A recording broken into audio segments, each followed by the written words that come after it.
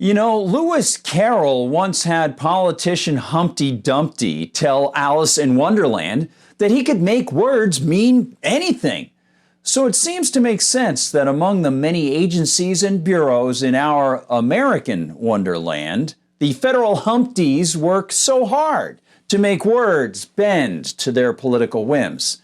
Case in point, the Bureau of Alcohol, Tobacco, and Firearms, which, in its insensate desire to grab guns, now gets to apply the term gun to things that aren't guns at all. Hi everyone, I'm Gardner Goldsmith for MRC-TV. Thanks to former President Donald Trump opting to both disregard the U.S. Constitution's separation of powers and for him stabbing the Second Amendment in the back when he unilaterally banned so-called bump stocks, now the Biden administration on December 27th had its unconstitutional Bureau of Alcohol, Tobacco, and Firearms, BATF or ATF to its friends, you can choose your poison. Well, they had them issue new specifics on a set of summer 2022 so-called regulations that redefined gun parts as fully usable guns. If you're as perplexed about how a gun part can be a full firearm as you are about how any firearm, be it a real gun or an imaginary gun part gun, how that can be regulated, i.e. placed under the whim and control of government, well, you're not alone. Tom Ozimek writes for the Epoch Times, quote, "The Biden administration has dialed up its crackdown on so-called ghost guns by issuing guidance that basically expands the definition of what readily converted means in a new federal rule and making more do-it-yourself pistol parts subject to restrictions." In an open letter to firearms dealers, dated December 27th, the Bureau of Alcohol, Tobacco, Firearms, and Explosives, ATF, told firearm vendors that nearly complete handgun frames or receivers, basically the pistol grip and firing mechanism, will be treated the same as fully completed firearms. And don't go thinking that you can get around it by going to the firearms dealer once for one part, then returning to get another part a few days later, because as I recently noted for MRC-TV, the data collectors at credit card companies recently adopted codes for purchases at gun shops, and of course law enforcement, as they call themselves, well, they're quite eager to get that information. Adds Ozimek, quote, "Firearm vendors who sell near-complete pistol frames and receivers, often as kits that can be relatively easily turned into untraceable homemade guns, were hit with the new rule in August, which required that frames and receivers that could be readily converted into fully operational guns are subject to the same regulations as traditional firearms." So this is old news, right? Well, not really. At the time, back in August, many of us in the pro-liberty camp recognized the absurdity of affixing the label gun to individual gun kit parts, the frames and receivers. Doing this simply because jigs and other tools existed outside the world to help people put the parts together, that's crazy.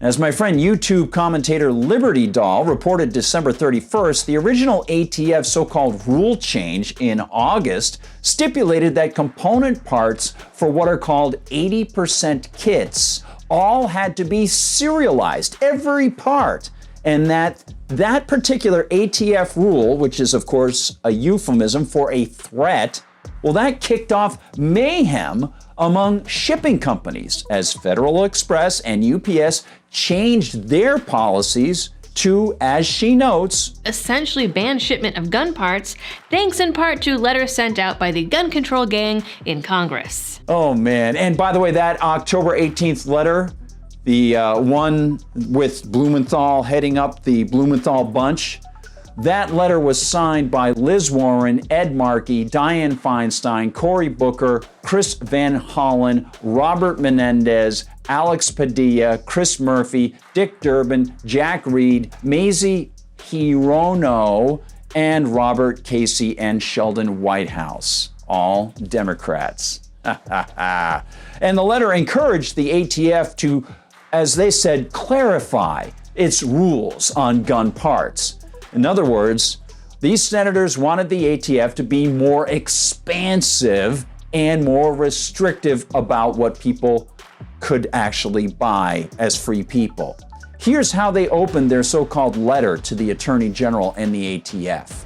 Quote, "We write to encourage the Department of Justice and the Bureau of Alcohol, Tobacco, Firearms, and Explosives, ATF, to issue enforcement guidance to clarify the definition of frame or receiver, final rule, better known as the ghost gun rule, to ensure that it meets the goal of enforcing the law, and stopping the proliferation of these deadly and untraceable firearms that can be acquired without a background check. This rule is intended to regulate nearly complete frames and receivers that are the core components used to construct ghost guns. Ghost guns. Under the final rule, effective August 24, 2022, readily completed frames and receivers are subject to the same regulations, that's a nice little euphemism, as traditional firearms, licensing, background check, and serialization requirements. Practically, of course, this will do nothing to stop black market firearms, and in fact will encourage more items, more gun parts, to be sold on the black market. Ethically, morally, and constitutionally, not only do the feds have no power to mandate that parts or anything carry serial numbers, or else, of course, the sellers and buyers will be attacked by the feds, but the ironic reality is that by trying to define the parts as firearms, the gun grabbers make it doubly insulting because now they push the parts under the absurd umbrella of guns and give them the extra protection of the Second Amendment, the so-called protection, which of course they disregard. The senators claiming in their letter that they were driven to write to the Attorney General and ATF because those evil ghost gun parts sellers, gosh darn it, kept engaging in free trade, selling the parts as parts and not putting serial numbers on them after August. Well, they said, quote, "Notwithstanding the ghost gun rule, ghost gun companies have continued to sell the parts and tools to make these dangerous firearms, contending that the final rule fails to cover them and their products. These companies have adopted the position that selling nearly complete frames and receivers without the tools, commonly known as jigs, or instructions to complete them means that their products are not firearms under federal law. Of the 100 companies previously known to sell unserialized and nearly complete frames and receivers, dozens remain engaged in that business." Oh no. And so, as Ozimek reports, quote, "ATF agreed, and by issuing the new guidance, the agency is making clear that it will now be requiring relevant firearm frames to have serial numbers and to be sold by licensed dealers who carry out background checks, just like with fully completed guns. None of which is constitutional or moral from the start, lest we be reiterative." Thank you for watching, everybody. Keep fighting for freedom. Keep smiling as you do it. And remember, find us on Rumble. They don't censor us on Rumble. It's fantastic. When you go to Rumble, please hit that plus button on the video because that helps push the video up in the algorithms and helps get it seen by more people. And share the videos as well as often as you can. Find us on YouTube as well. Make sure you're still subscribed over there. And we'll see you at, at Parler, at TikTok, at Instagram, on Twitter, and of course on Facebook and the Facebook page. And you can find us also all the time at MRCTV.org. MRCTV.org. You can find me on Gab at Gardner Goldsmith and on Twitter at Gard Goldsmith. For MRC TV, I'm Gardner Goldsmith.